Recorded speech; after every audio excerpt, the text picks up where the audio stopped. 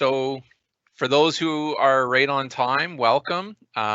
What you're seeing here is Dan from Rhyno Guard. Hey, everybody. So we're going to be introducing probably within the next 5 minutes. Just waiting for a few more people to funnel in before we get started. And Dan will be taking it over from there. So just bear with us and enjoy your morning coffee. Cheers, everybody. Absolutely. Welcome. To all those who are in the attendee list here that joined at my invite, it's Steve Nessner here. I was just speaking with Dan and Andrew here, and they'll be going over some case studies about the implications of phishing campaigns, because I know that some of you were victims, or your companies were victims to these malicious attacks. So they'll be going over some of those real life case studies, and providing some examples of how you can secure your business and avoid this from happening in the future. But we're just going to wait for about 5 minutes here to let everybody roll in, and we'll get started. Absolutely. Thanks, Steve. I'm sorry, Dan. Sorry. To that point, guys, whoever's in the meeting room, we want to make this, and we're going to make this as interactive as we possibly can. The panel, I'm speaking as Andrew. The panel that's here will be kind of interacting with Dan's presentation and making it as interactive for you as possible. Please don't hesitate to send questions. Jonathan will be fielding those, and obviously when and how he can address them, we will definitely talk and get to each and every one if we possibly can. But yeah, we're going to make this as fun and interactive as possible. Awesome. Another thing to note for everybody who's new to these webinars is there's about a 30-second delay. So if you ask a question, don't be offended if it takes us, up to a minute to get that question asked for you. Yeah, that's Microsoft for you. It's a love-hate relationship sometimes, but I can't say anything as a Microsoft partner. yes, you're bound by the. It's being recorded. They could kill you. Yeah. All right, guys, it's 5 o'clock, so I don't know if you wanted to kick it off, but yeah, I think it's a good. I'd it's say good the time audience to start. is waiting. Yeah. Perfect. Yep. So Okay. You want to just jump right into it, Dan? No. You go ahead. Yeah, I think Jonathan, if you wanna tee it up, and then I'll do a quick little talk about us, and then we'll get right into Dan. Yeah. So for those who are new to Brock IT webinars, this is usually the format we use. Is very interactive. We encourage asking lots of questions. We'll try and field as many as we can within. If not, please just make sure that you're throw in your email address there if you want to, and we can email you after if it's one that you don't want live. Otherwise, we're just going to try and answer them live as you're asking or right at the end of the call. But if you're interested in the product, please feel free to reach out to Andrew, Dan, Steve, myself. Any of us can really point you in the right direction. Now, Dan has a lot of experience with cybersecurity, and he's going to be answering as many of these questions as we can within the time limit. If not, we'll try and run over. Yeah, so Dan, do you want to just hop right in? Sure. So the first slide is about Rhyno, and I'm sure that Andrew Summerton, he's our CEO, wants to give a couple of words. Can you see my first slide, Andrew? Yeah. Yes, we can. Yeah, it's perfect. Okay, perfect. So yeah, to that point, Dan, thanks so much. I appreciate that. Jonathan, thanks for the introduction. Thanks for the honor for us to be here and to partner with Brock IT. Just to give everyone a little overview on Rhyno CyberSecurity, our company started off as a tech company through BeWire Technologies. We're a tech driven organization, and we're technology obsessed, as you will see through Dan. Rhyno CyberSecurity has been around for about 5-6 years now, and we protect every size organization from small, medium to into the billions of dollars globally. And we're very, very proud, again, like I said, to partner with Brock IT and their companies that they partner with. And anybody new that's on this call, Dan is going to go through a few of our really focused and targeted specialties. I think on a very surface level, we'll be talking about phishing, but then we're going to dive a little bit deeper into a little bit of penetration talk, and then ultimately our MDR, our managed detection and response solution, which is, you know, the reason I think this is and everybody's here. But that said, we are very proud and very honored, and we're going to make this as interactive as possible. Dan, over to you. Yeah, thank you. Perfect. So yeah, as so we started with BeWire Technologies, and Rhyno's been in existence for about 5-6 years, but BeWire, it's been out there for 10 years. So we started securing companies through their cloud, throughout cloud and data centers at the beginning, and then that's how Rhyno Security was a spin-off. We have proprietary technology, so software and hardware that we manage, and of course we are channel partners. So we deal with the IT companies, MSPs, such as Brock IT in the Toronto, as well as the your other region close to Brockville, etc. Right. So a couple of things. We have these cybersecurity expertise in the house. So we have a number of people that deal with triage, as well as analysis and threat hunting and all of that stuff. So the human component is very important, as well as the 24/7, 365 managed security. And that's how we're able to coordinate and integrate with our MSP partners. These are some of our clients. You can recognize a few of them. For example, Linamar is a $7.6 billion company, and then Skyjack, McDonald's, Gincor, etc. We have some really high-end tech companies as well, but all the way down to, you know, an office with 10 people, 10 people, we can still manage and provide our MDR solutions for smaller businesses as well.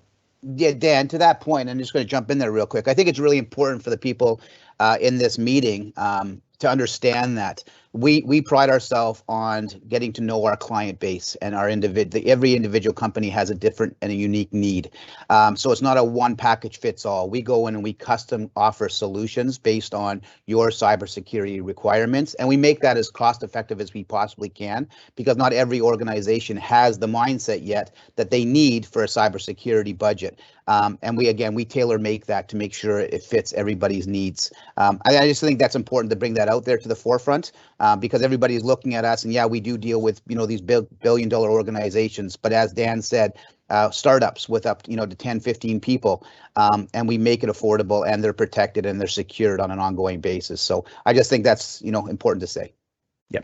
So a little bit about me. I am a avid biker. So I like going to a lot of places, and I do have 14 years of experience in cybersecurity and technology. I have a few certifications when it comes to information systems, as well as agile software, project management, IBM security analyst, and as well as the CISM. So I've been able to kind of tenure myself through technology and cybersecurity. I breathe cybersecurity. That's what I have for breakfast every day, and I'm completely immersed into this field. Just to start off, and you know, like Jonathan's help is going to be fundamental in here, and some of these case studies to provide a perspective from the IT side as opposed to the cybersecurity. So we have a few case studies, 3 of them. And the first one we like to, these are real case studies. We like to call it the driver, right? So you all know Garmin, right? Equipment, and not just Garmin, but any type of smart devices, either watches or you know, the other types of smart devices. So one of the users went into Google and did a search, right, on a garment equipment drivers because he needed to do an update. And then all of a sudden, an AdWord campaign came up on the Google search results. That user actually clicked on the link and tried to download a fake driver, right? And of course, hackers are very smart. They're not going to let you download an executable file or a driver because that's going to be caught by the EDR or your antivirus, etc. Right? However, what happened in here is that there was a fake downloading thing on the pop-up on the screen, and then when it got to 100, it said, "Oh, the download failed. Please call this number." The person called the number. As soon as they called the number, a technical representative answered on the other side and instructed the user to go to this link, right, and then create a remote connection into the device.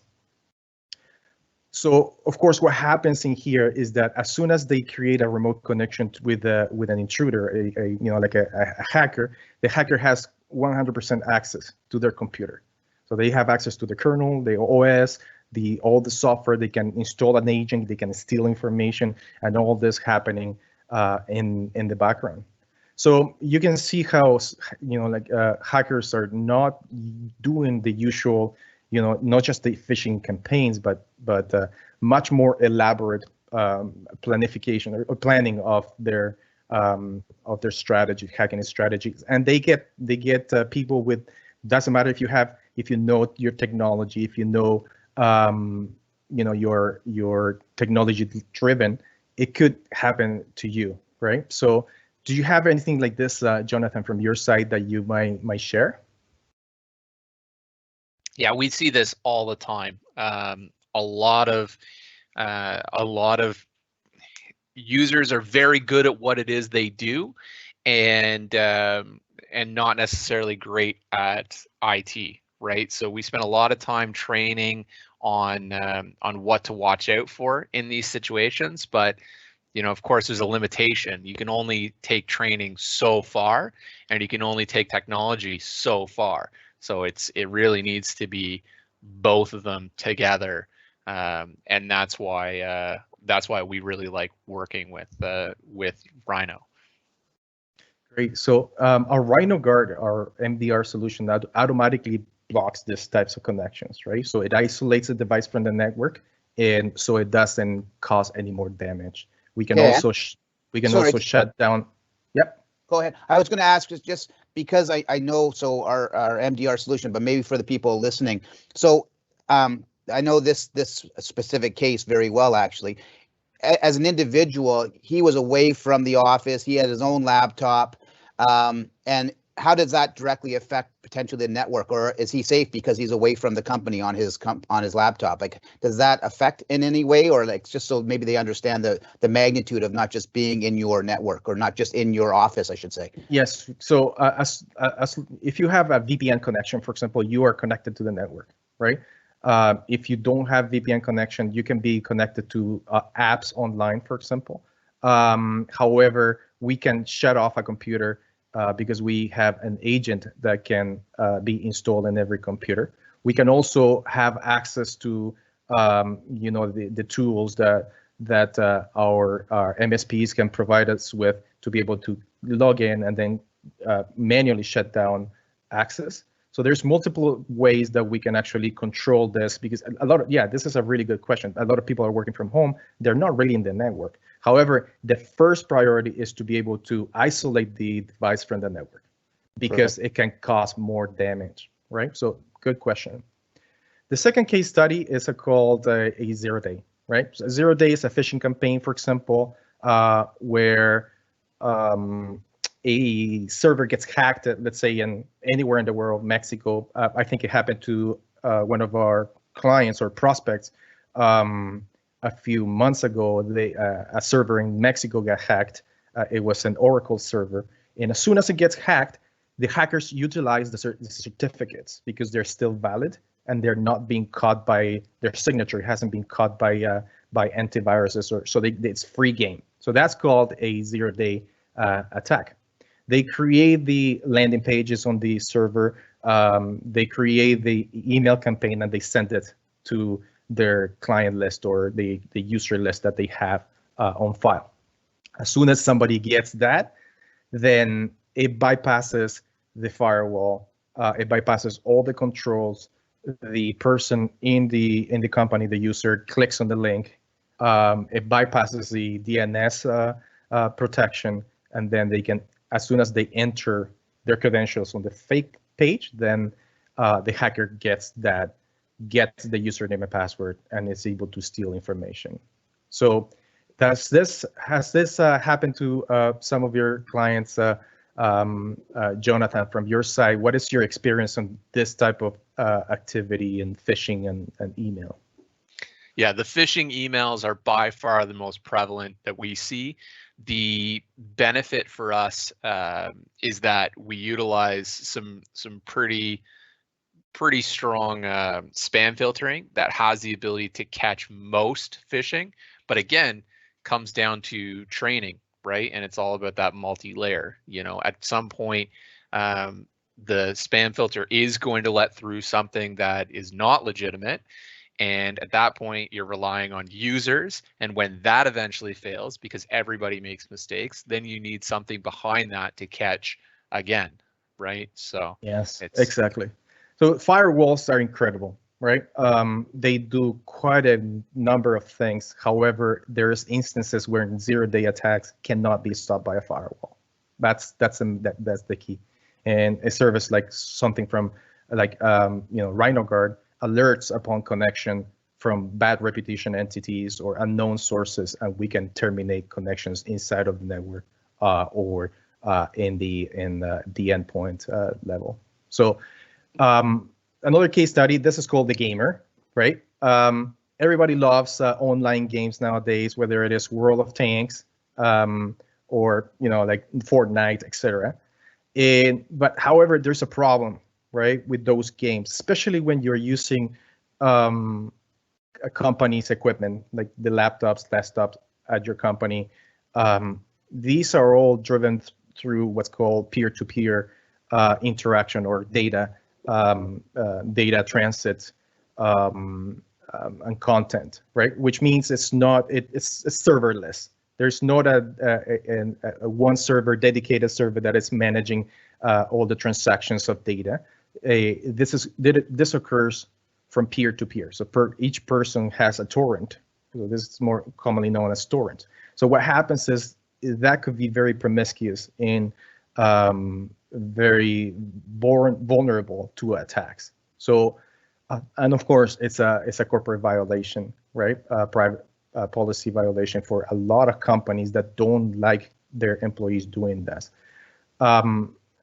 So you probably see this a lot, people connected to torrents in games and things like that from your side, right, Jonathan? Yeah, so a lot of our clients are surprised the first time they hear that we monitor for all these types of things, right? Yeah. So when we see these things get installed, our software automatically alerts us and we automatically just start removing. Yes. So, as long as the corporate policy is in place that allows us to just go ahead and remove that stuff, we do. Yes. So, yeah. But the policy is important, right?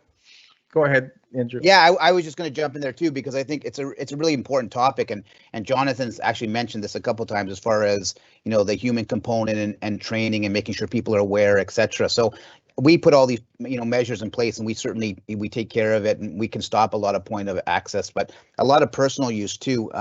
With games, etc. You talk about iPhones and you talk about Androids, and Android's an open source network where it's not as protected as an Apple, and there's third-party gamings that are created out there that actually are fake games. And what they say is, if you're not paying for something, nothing on the internet is basically free. If you're not paying for it, you're the client, you're the customer. I mean, you're the product they're going after now. Data. So, and you're the data, exactly. So if you're downloading things that are technically free or seem too good to be true, or those are potential risks for you too, for vulnerabilities and for attacks. And I think it's really important you understand that on a personal note. So I mean, business is one thing to what Jonathan's saying and to what we're talking about here, but these are all things that you need to be aware of. So any type of knowledge is critical. And so I wanted to throw that in there because of the gaming side of things. Yes, for sure. And not just the gaming, but this happens in a lot of applications absolutely. that are not really safe, right? So what do these things have in common? The first one, of course, as you said, employees, users, right? Users are usually the weakest link. So technology needs to catch up, or technology needs to be always kind of on its toes. So defenses are tested quite a bit, right? Firewalls, the network, EDR solutions, AV solutions, they're all tested because they are. There's always something new that comes out in the market. And so the last thing is all of these are novel. So from a hacker's perspective, there's so many things, and technology is always one step behind. So they try to come up with new and better ways to hack, basically. So it's a constantly evolving arena where the attacks are always like the successful attacks are novel and opportunistic, right? So those are kind of like the main things. I'm going to talk very briefly about some of the stats. The cost of data breach is about $3.86 million in North America. And this is all across the board, big and small companies. It takes about 207 days to identify a threat when it's inside of a network, right? And 280 days on average to be able to contain the threat. 80% of the information that is leaked or stolen is personally identifiable information, so PII, which is your name, your email address, your phone numbers, etc. So and that gets sold in the black market and or the deep web for a price, right? So I think the other stats are like 46% of the companies that are hacked are small companies. They're not really large organizations. They're the smaller companies that are 10 people to 100 or 150 employees, right? So these are some of the stats that are pretty. These are from 2020 from the IBM security data breach. So you see that there is a need for cybersecurity, and I'm going to talk a little bit about firewalls, and I call it firewalls on fire. So firewalls are really good at detecting intrusions from the outside in and being able to filter a lot of the content, a lot of the bad stuff. However, they collect a lot of logs, warnings, events, and sometimes it gets very overwhelming. So IT professionals cannot catch up with the amount of information that a firewall is being producing at every day. And I'm talking about 200,000 events in a space of 24 hours, 50,000, 100, 10,000 for a small company of events and logs and things that are happening in the network. A firewall is really good at catching things from the outside coming in. However, there's something called insider threat. And when I talk about insider threat, I'm not really talking about a disgruntled employee that wants to harm the company. I'm talking about you having a malware on your computer and then bring it into the network and then infecting the network and because of that, having a ransomware attack where all your data is encrypted. So firewalls do a very poor job at detecting insider threats. Vulnerability detection. So for example, a tool like ours is able to detect vulnerabilities from different things. So that's scanning inside of the network, and we're able to detect, for example, open VNC connections or software that is or a web server that is outdated. We're able to see the security stance from the inside of the company. A firewall usually it's there for just stopping things from the outside in, right? Dan, a quick question for you in regards to this. So BYOC, so bring your own computer. Like I know a lot of companies out there say, well, you know, if you have your own computer, you can bring it in, etc. Does that apply to this? Is what you're kind of talking about for everybody in the room? Yeah. So for the vulnerability detection, as soon as the device is connected to the networks through VPN or inside of the firewall, then we're able to determine things like usage of weak passwords, for example, or no password at all on VNC connections, etc. Like points of access that if a hacker would be inside of the network, a firewall wouldn't be able to detect. And this is the beautiful thing about this and our relationships with Brock IT, for example, that we are able to help them maintain the security level, really a standard of security very high for their clients, because we can provide with that intelligence from inside out, as opposed to them having to spend countless of hours trying to get that information, right? So can I just jump in for a second there, Dan? Absolutely. So just so that everybody is aware about, just to give you an idea of how many alerts we deal with just outside of on the clients that we're not using Rhyno for, we're dealing with close to 40% of our ticket volume is related to security events, so automated threats that we get. And the scary fact there is the fact that clients will often say to us like, oh, I feel like we call you a lot. You know, I see that we send in a lot of tickets. Like, yeah, and that's only, there's 40% of the tickets that you're not even seeing that we're doing and just automatically dealing with based on these alerts. And the even scarier part to that is that the Rhyno system goes so far above and beyond what we're able to alert on with our basic set of tools, that there really is for higher security clients. This is one of those things that are very necessary, you know, because there is a big difference from what is possible for us to alert on versus what Rhyno does right out of the box, you know, and that's something to always be aware of, you know. Yes, exactly. Well said. And things like active persistent threats, for example, or APTs, which are, you know, you have an infection, because, you know, like, hackers are smart people, man. That's the problem. We are always one step behind in catching up, and they don't just want to go into your network and just hack you in a day. Oh yeah, and shut down your network. No, they want to remain in there, and they want to remain in there for 2, 3, 4 months, 6 months, doing constant scanning, trying to see opportunities where they can get in.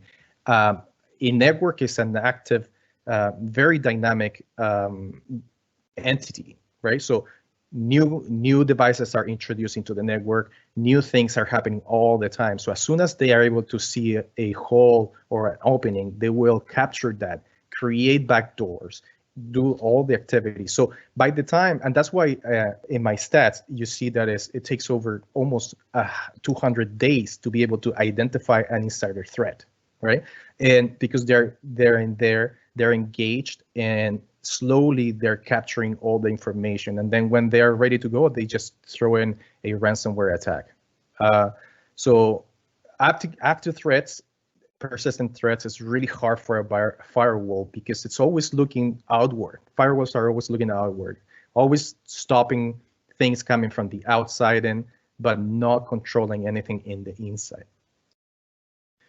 And this is where Jonathan was actually talking about triage and behavioral analysis, right? So to be able to get all those logs and sift through, filter them, analyze them, do threat hunting, all of that stuff, it takes countless amount of hours, right? So our technology is machine learning technology that it captures this, and we have automated processes where we can actually triage all that information.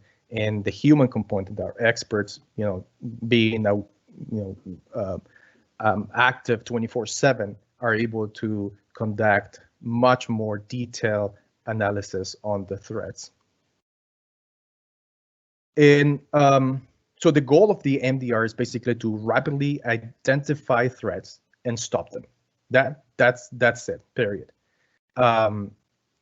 we do it through, you know, analytics. We do it through threat intelligence, signature-based filtering, behavioral analysis, and of course, all through our human expertise, so our employees, as well as our technology.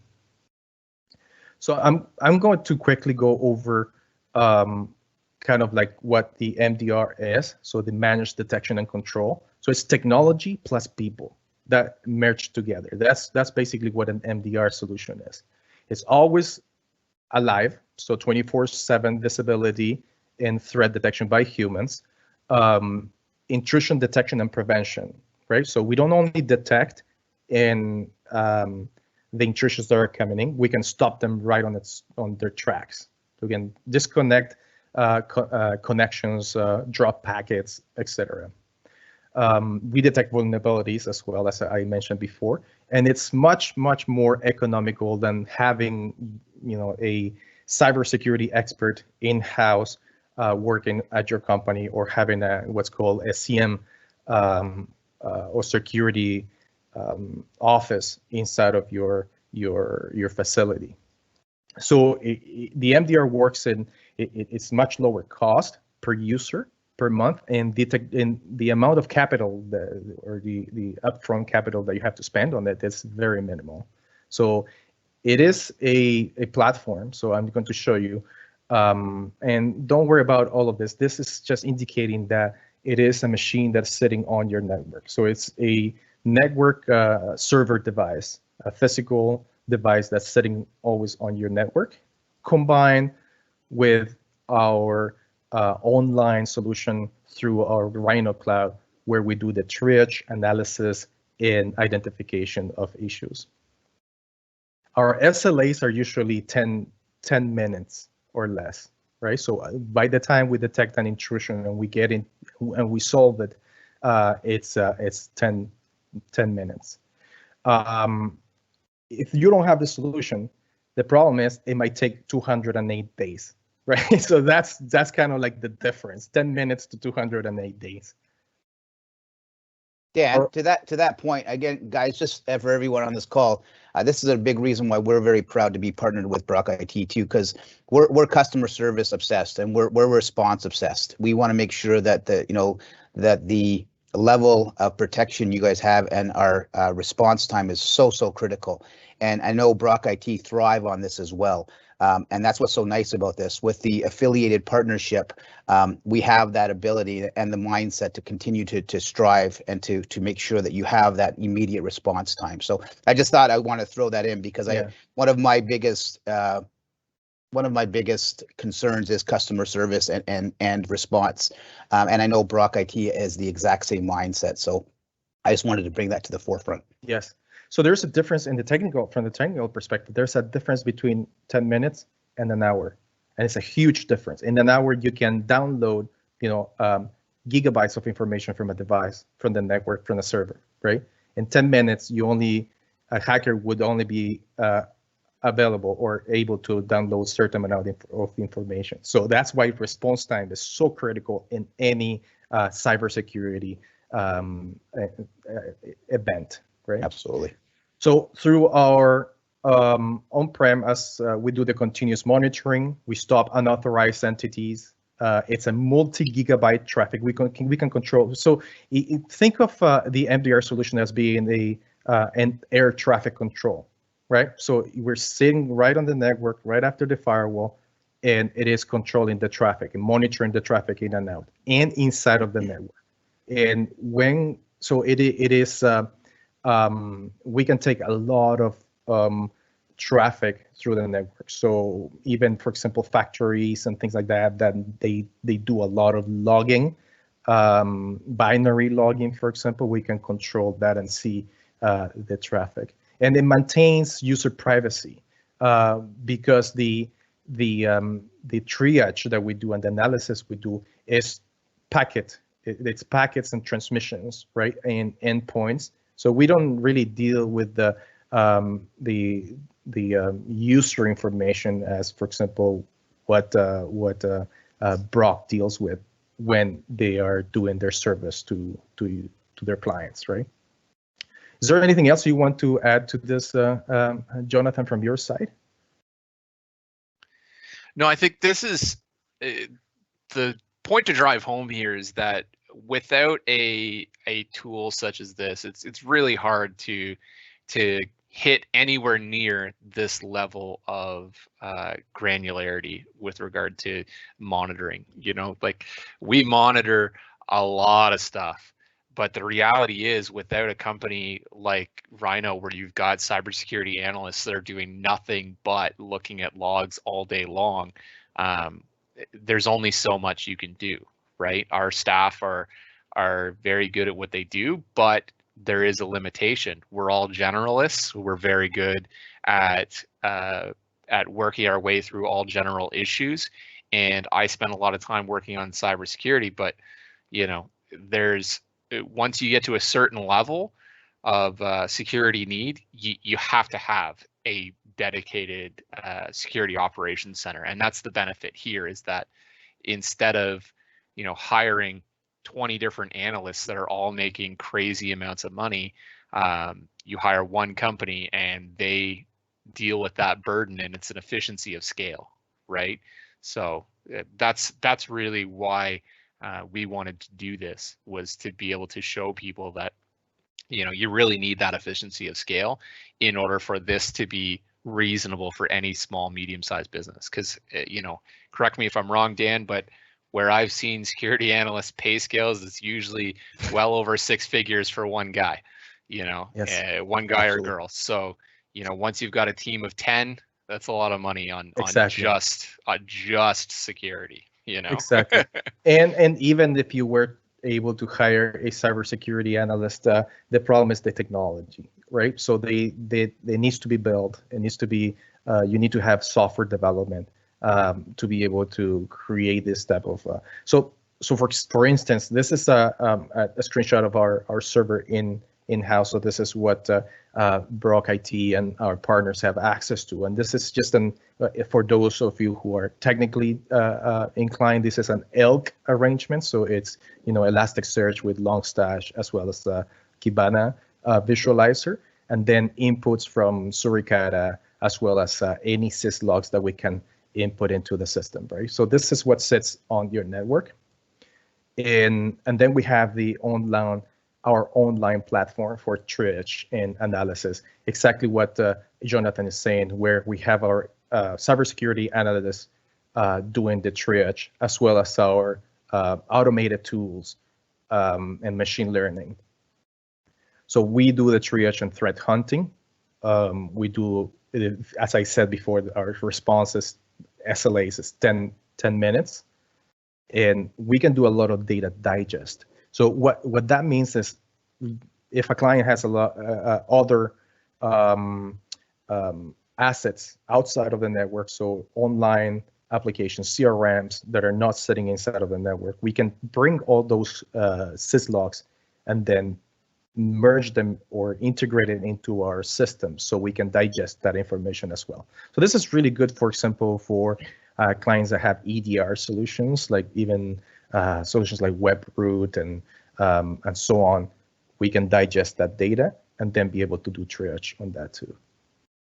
And the reporting, right? So detailed reporting on the activity that's going on. As I said before, we do behavioral analysis. Behavioral analysis is very, very, very cool. So what we do is when we establish benchmarks, we know how the network functions. We know when the network's heavy, either in the morning, in the afternoon, and anything that changes from that. So the behavior of the network changes, we're able to detect and then do threat hunting to see what's going on, right? So if it's not something that is foreseen by the company or a new appliance that is added, or people that were hired, or, you know, like massive amount of traffic that's changing. If it's not something that is planned, then we're able to detect that as well. Forensic reporting is very important. So especially when you talk about things like compliance. So if you get a suspicious or an attack, we're able to create very detailed logs of time, with time chronological events, and what the actions were taken to be able to mitigate those cybersecurity problems. So this is accessed only by our Rhyno CyberSecurity team. This is our online platform where we do the triage, and we're able to analyze each of the connections, source IP, destination IP, etc., reputation, all of that stuff. As I said, compliance is huge for some of the companies, like HIPAA compliance. There's chapters and sections that they need to abide by. For example, protection system, protect systems from unauthorized access, preserve logs and monitoring, all of that. So HIPAA compliance, DSS, PCI for credit card companies, as well as ISO compliance, we can definitely tackle those through our system. And these are the different industries that we are in. So in finance and legal, professional services, companies, healthcare, manufacturing, and so on. So that's it from a nutshell. Do we have any questions on the chat, Jonathan? Dan, can I just jump? I'm sorry, Jonathan. I'm just going to jump in there. One question. Can any company just say, you know what, I want an MDR, can you come in and plug it into my network tomorrow and I'm protected?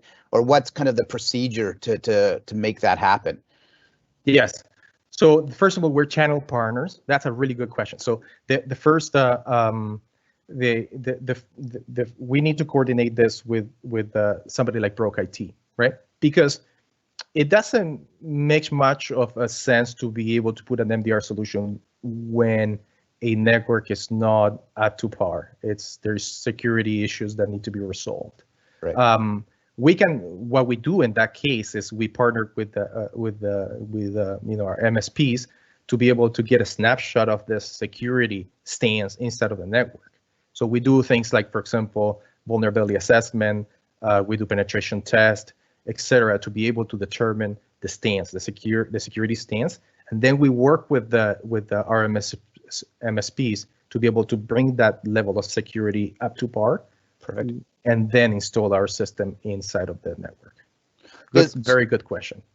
To that point, so once you've done, let's say, for example, the penetration test, and you've affiliated with Brock IT, and all the vulnerabilities have been resolved and fixed, we put this in.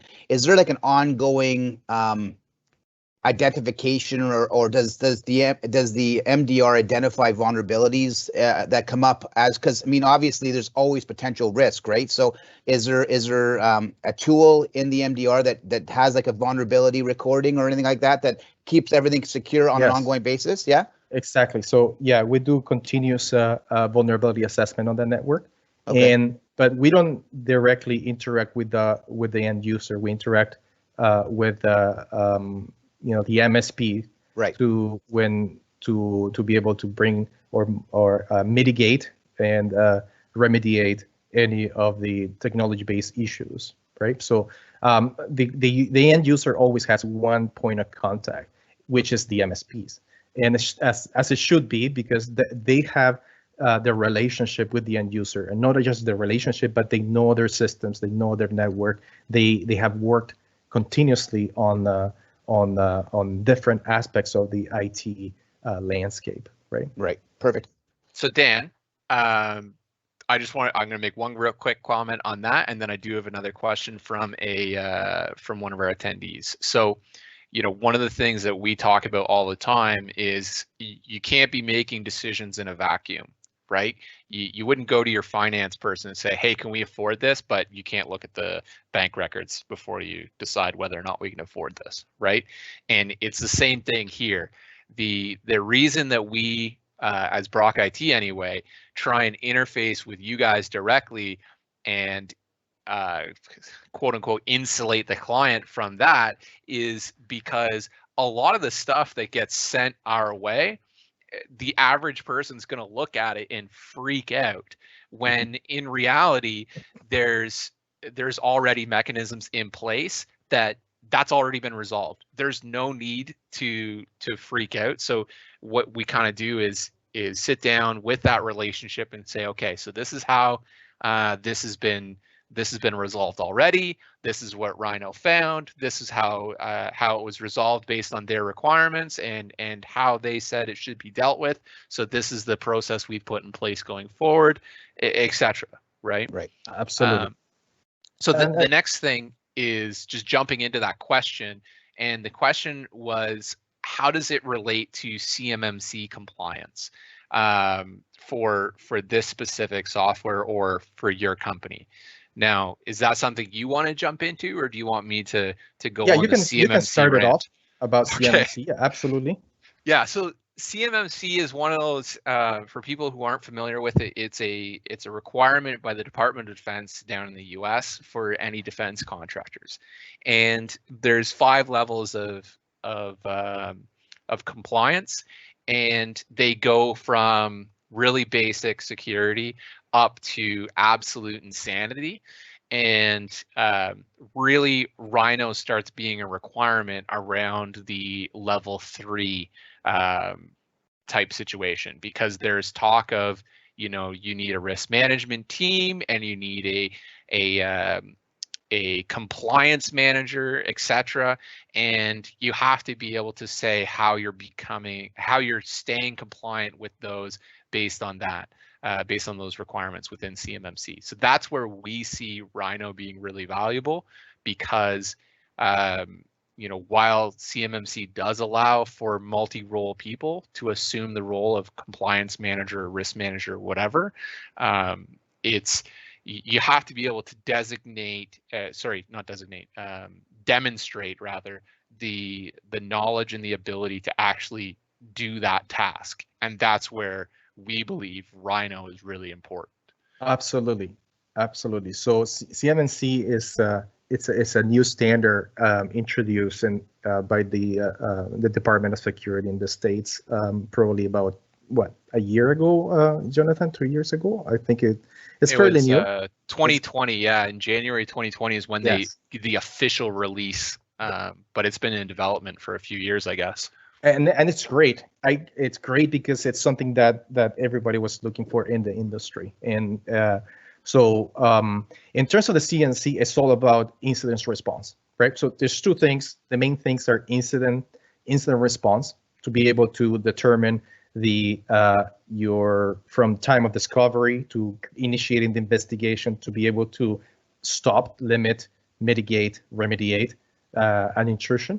And the second side, or the second token, is the login, monitoring, and reporting, right? So those are the 2 main things for that come with the CMMC, and as they do also with other types of compliance, right? So Rhyno does a really good job on those 2 things.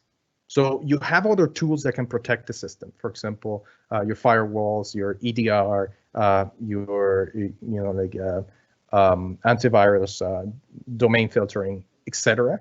But they lack the ability to be able to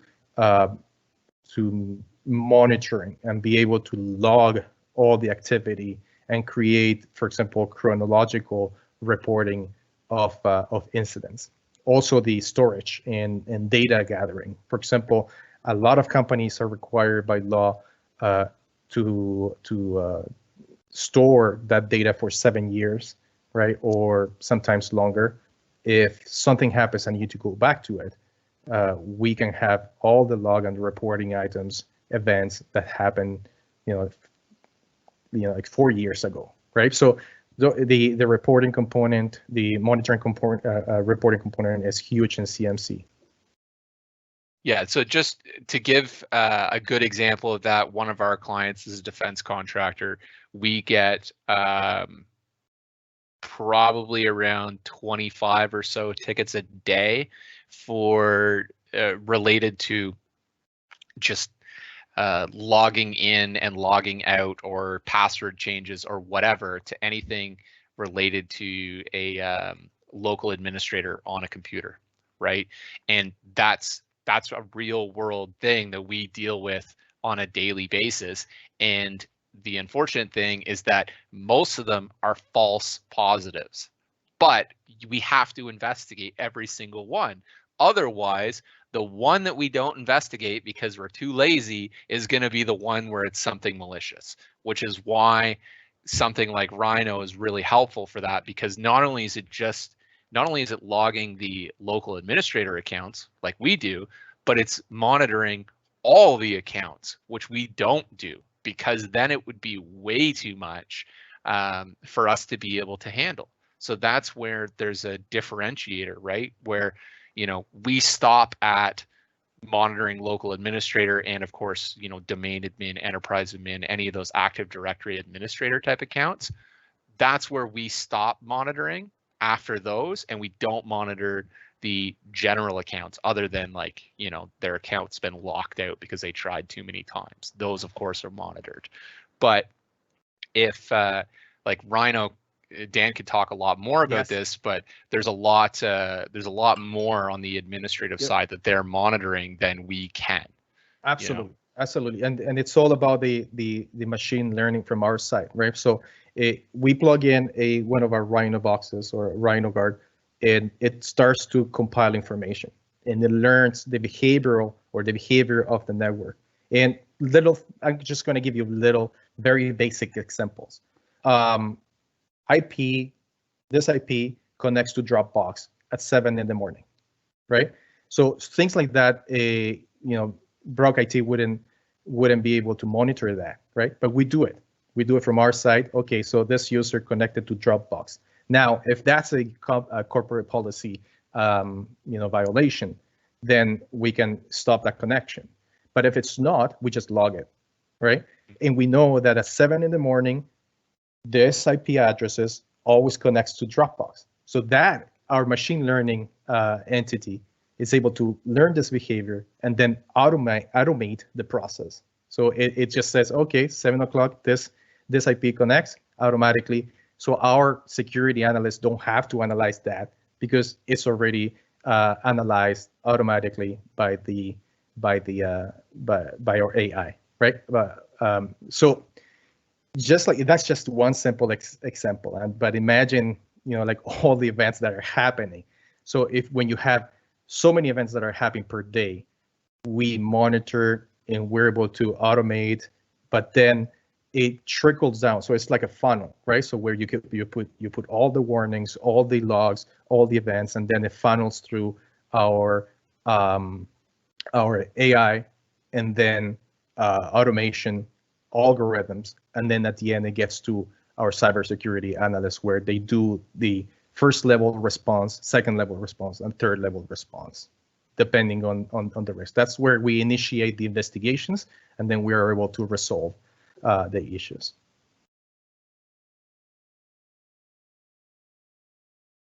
Yeah, so these are the industries that we target. We have other services. This meeting was focused. This webinar was focused on our MDR, but we also do ethical hacking services like penetration test, vulnerability assessment, and then of course we have our secure enterprise cloud.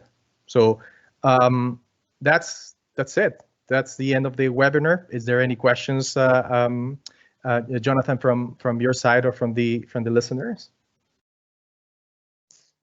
And I was muted. So there were a few that were floating around there that were fairly specific that would have been, you know, I didn't want to publish because they had private information in it, but we've answered them, and the remainder we'll send off in emails. As far as public questions, they've pretty much all been answered, it looks like. Usually because of the delay though, we'll wait, you know, another minute or two here to see if there's any more that just flow right in at the end. But so Jonathan, go ahead, John, I appreciate that. John, I was wondering if Steve, do you want to just jump in maybe and address some of the clients or the people in the meeting room, as I know you may? Yeah, sure. So, you know, thanks to everybody for joining the webinar. We really appreciate you attending and checking out Rhyno CyberSecurity and seeing what they're all about and what they have to say. I guess as a follow-up to this webinar, if you have any additional questions or you'd like to learn, you know, how you can get your hands on on a Rhyno Guard, or just general cybersecurity advice, if Rhyno Guard is too much for you, feel free to reach out to me. My cell number is 226-988-1233. Again, that's 226-988-1233. Alternatively, you can reach me on LinkedIn, connect with me through the messaging there, or you can get in touch with me on email, which is snessner@brock-it.ca. You can also reach out to us on our website. You can go to Rhyno Guard's website as well and just drop us a line in the contact us page. But I think, yeah, there's a couple different ways. What I'm trying to say is feel free to reach out if you'd like to follow up on this to get a conversation started. That's great, Steve. I appreciate that. And I think what's so important about that, cybersecurity, and we've kind of said that and alluded to it throughout the entire presentation, is it's a custom need. Every business, every size of business has different requirements. And so we're certainly here to help you and answer any questions on a one-on-one or a private meeting. If you want to have your own, our own video conference at any time, please don't hesitate to reach out to Steve, and he'll coordinate that with us. And from our end, if there isn't any other questions, Jonathan, I'm just going to say thank you so much for having us. Yeah. Brock IT, thank you so much for everybody who was in attendance. And Dan, thank you for having such a thorough presentation. It was very informative. Yeah, this was fantastic. And I just should add one more note. We will have the recording posted up on our website as well for anybody who wants to catch it twice or share it with somebody who they think could use an extra beefing up of their cybersecurity strategy. Yep. As soon as it comes down from Microsoft, we'll be posting that up. Awesome. All right, team. Well, fantastic. This has been great. I'm going to drop, and I'll see you guys later. Thank you, Steve. All right. Thank you so much, everybody. All right. Thanks, everybody. Thanks, everybody. Thank you, Jonathan. Cheers. Bye.